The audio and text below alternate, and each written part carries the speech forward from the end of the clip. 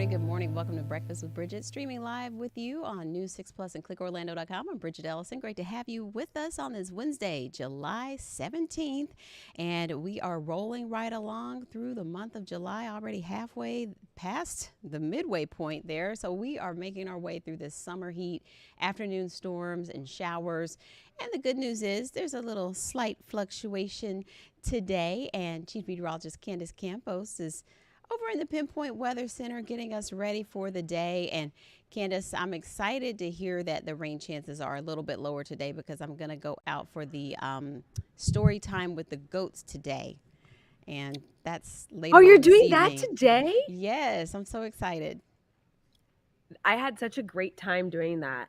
That was so nice, and the goats are so cute, and get to feed them with a baby bottle. Well, Aw. it's a water bottle, but they put the little So hopefully It's so no much fun. storms for You know that. what? And kudos. You picked probably the driest day of Oh, good. the last 2 weeks to plan something like that. So, no, I think for the most part, especially around that area, we should be good to go. Now, rain chances have dipped a little more than usual. So we are down to about a 40% in some areas, but a little further to the north, rain chances are still there like a normal summertime day. So let's break it down for you so that way you can get all the information and tackle the day with us. So let's talk about it. Lower rain chances really south of Orlando, but then that widespread chance of rain returns pretty much area wide by Saturday and Sunday. But no matter what, rain or no rain, the heat certainly still will be on throughout the rest of the outlook. As you can see, that temperatures are still going to be into those mid 90s. So that's certainly going to be a factor. And of course, also playing a big factor is that humidity. Feels like temperatures out there are going to feel like 100 to about 107 degrees, which here in Central Florida, that's normal. That's pretty normal. So let's show you the rain chances for today. You can see by 2-3 o'clock, we will see the development of those scattered showers. They will develop across our inland zones a little more. But notice, basically from I-4 southward, our rain chances drop off. Most of the action in that collision is going to be between about 75 and I-4, but it's going to be a little further shifted towards the west. You can see that focal point there by about 4. It's not over I-4 like it has been for the past few days. It will be shifted further west with some of those scattered showers, plenty of lightning. But look at our southern zones. The rain chances are not even there. Rain chances will be down to about a 20% there in Brevard County. So let's show you the spread of that chance of rain. So about 40% up and down the I-4 corridor from Daytona Beach through Kissimmee. And then the further north and west you go, you can see they go up 60 to 70%. But then the southern half is much lower. So we're still talking about potentially a 50% spread between our southern zones and our northern locations. So once again, it's one of those days that's really going to be very dependent on where you live. So as we take you here hour by hour, nonetheless, it's going to be a hot day. Temperatures will be up to about 97 degrees. Again, feeling even hotter. And tropics, as of now, we're looking good to go. No new tropical development is expected within the next 7 days. But you see all that dust, it will continue to get a bit closer to Central Florida as we head into your weekend. So just do be aware of that if you have sensitivity to the dust or you're just really excited for another round of really pretty sunrises and sunsets. That's going to be in store come Saturday and Sunday. But in the meantime, rain coverage goes up to about 60% by the weekend. So we'll be back to regular scheduled programming by Friday. But again, that little dip in those rain chances for those who are maybe trying to wait to get some stuff done that they don't have to deal with all that rain. Basically from I-4 southward today and tomorrow will be a good day, which Bridgett, good job planning it out for the kids. Well, I was thinking about that and I thought, I really hope that this doesn't get rain checked or something, but maybe they have like a rain location to still do it. But I wasn't quite ready for the yoga with the goats. Have you done that yet? The yoga? No, I haven't done the yoga. I know that's popular. I thought about doing yoga with the goats, and then I realized I don't want to do yoga.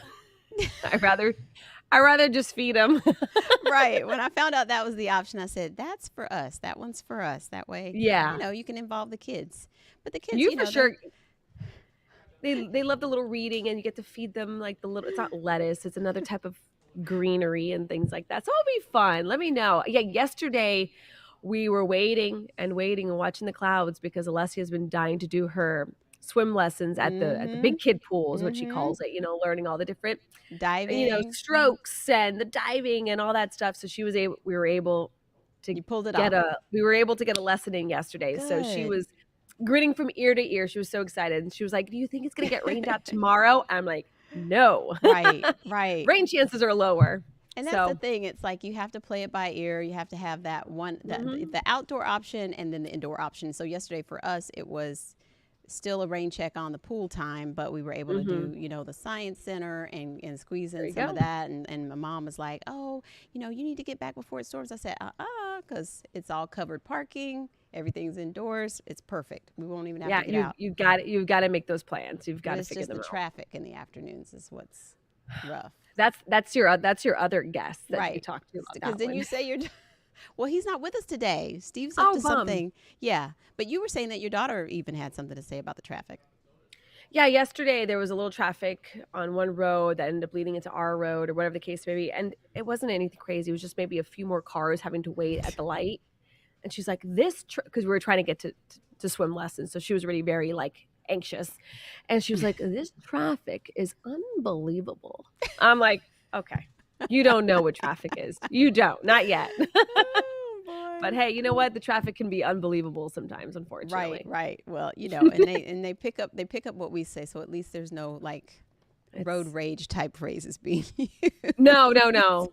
It is aggravating when they pull one of your lines. You're like, "Don't say that." Oh. Okay, never mind. I gotta say that. All right. So, well, yeah, I'll let you know how it goes. Maybe next time you and I can go do the goat I yoga. would love We'll that. try that. We'll try Oh, it. yeah, We'll work up to we're that. I mean, if I was gonna do yoga, I will if you do it with me, I'll do it. Okay. All right. See? Okay. So Okay, I'll get perfect. back to See? you. All right. Thanks, Teamwork, Candace. baby. Yeah. Yes. I love it. All right. Thanks, Candace. See you soon. Bye.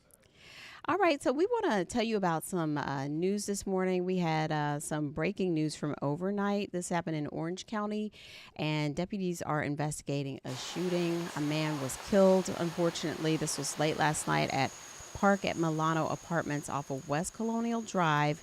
Investigators say that when they arrived just after 9:30 p.m., they found a man in his 30s who had been shot, and he died there at the scene. So far, they haven't released any other details about this investigation, so we'll let you know as soon as we get more information from them about a search for a possible suspect or if there's any information they need to give out to help solve this shooting investigation. So we'll let you know on that. Also, want to give you a wrap up of night 2 of the Republican National Convention. It was a big night for Florida. Lots of big names in politics on the stage last night giving speeches at the Republican National Convention in Milwaukee. There's been a lot of big news out of there every single day. So Senators Marco Rubio and Rick Scott, along with Governor DeSantis, all spoke last night. On the second night, and News 6's Mark Lehman has more about how DeSantis did not hold back. The second night of the Republican National Convention was highlighted by well-known Florida Republicans rallying around the re-election campaign of former President Trump. When President Trump was in the White House, Americans had more money and lower prices. Our borders were secure and our laws were enforced. Senator Marco Rubio taking the podium along with Senator Rick Scott and Governor Ron DeSantis. After challenging Trump in the primary, he called for party unity. Let's send Joe Biden back to his basement and let's send Donald Trump back to the White House. Nikki Haley, who was Trump's longest-lasting challenger during the primary, was added to the lineup following Saturday's assassination attempt. I'm here tonight because we have a country to save. And a unified Republican Party is essential for saving her. The theme of day 2 at the convention focused on safety. One Florida delegate says for her, getting tougher on crime is a priority. Where would we be without a safe country? And obviously the way we are right now is exactly that answer. All right, and so that's the wrap up. We'll see what happens today at the convention and keep you posted there. Now we want to go to nightclub security in downtown. We've been covering a lot of news about ways to improve downtown and what leaders are trying to do in terms of how the nightclubs are spread out down there and keeping things safe for everyone. On Monday, commissioners voted to approve the first reading of a rule to put 300 feet between every bar and nightclub in downtown Orlando. But now at least one business owner is against these restrictions. News 6's Troy Campbell has more on why critics are saying that the city is killing jobs for those who need them most.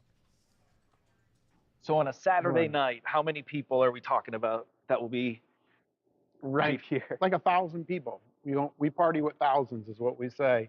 John Sanfilippo is the managing partner of the Beecham in downtown Orlando, as well as the 6 adjoining venues.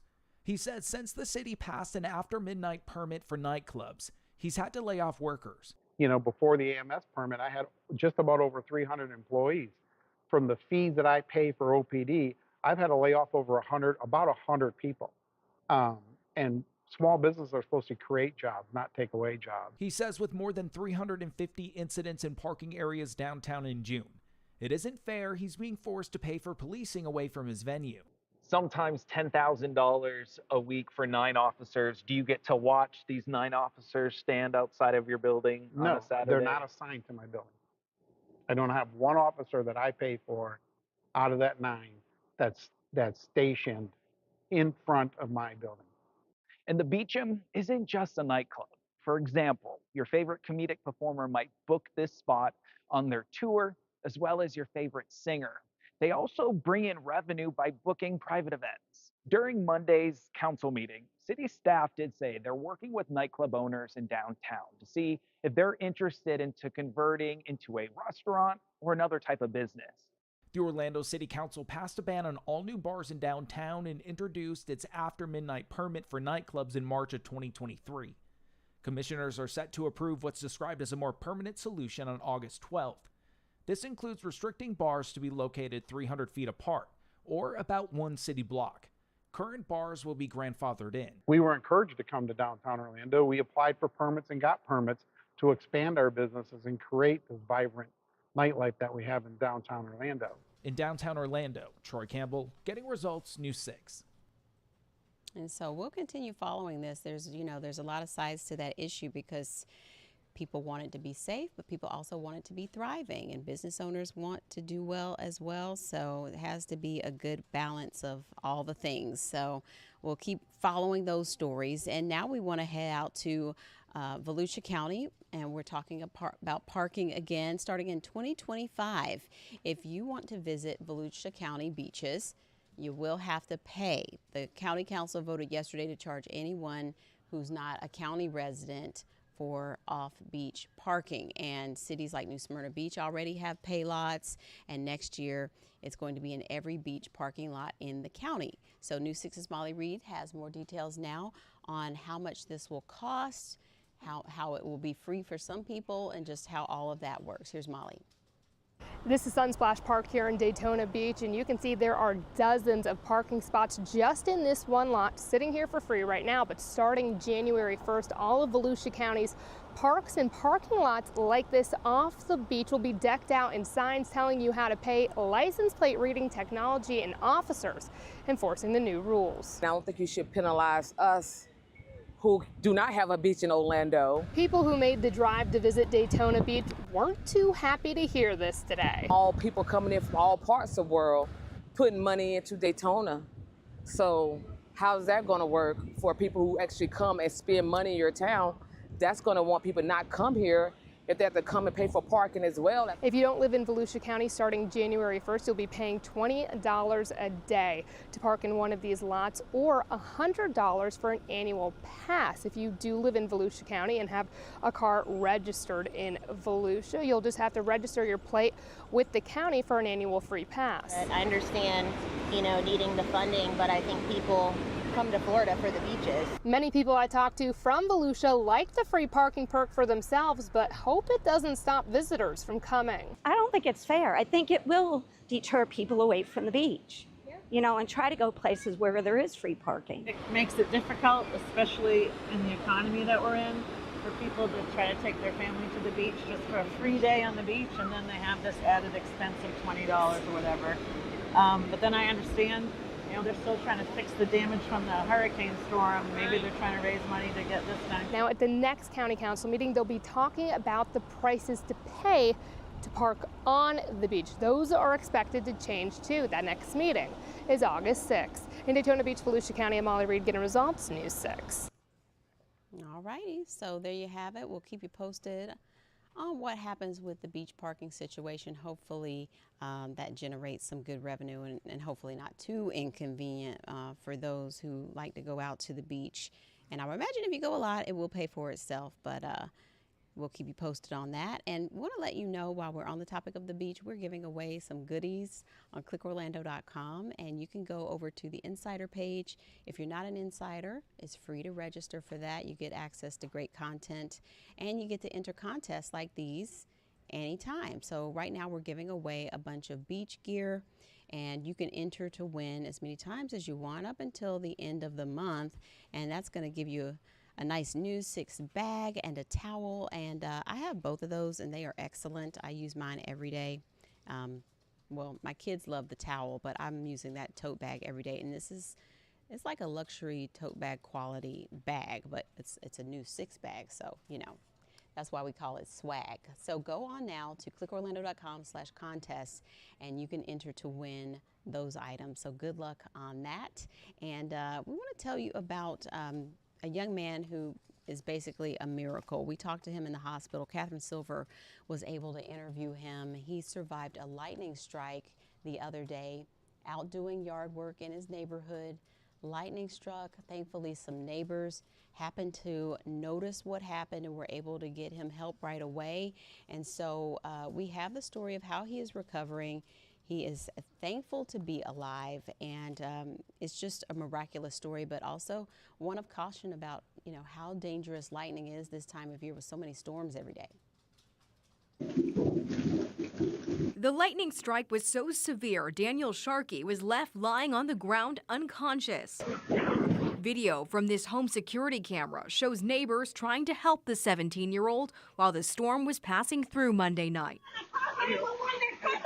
I saw it happen. I was looking out my window and I saw this horrible lightning. He was doing yard work when it rolled in. The storm I could see it in the distance, but I was just trying to wrap up before I headed out. So it was only a few minutes. I felt like I probably had 10 or 20 minutes before anything started, and then just bam. What do you remember about what happened? I was weed whacking at my neighbor's house, just trimming some grass. And the next thing I know, I wake up face down in a puddle. I'm trying to scream, but I'm incapable of screaming. And I know I'm just rolling around, just waiting for someone to find me.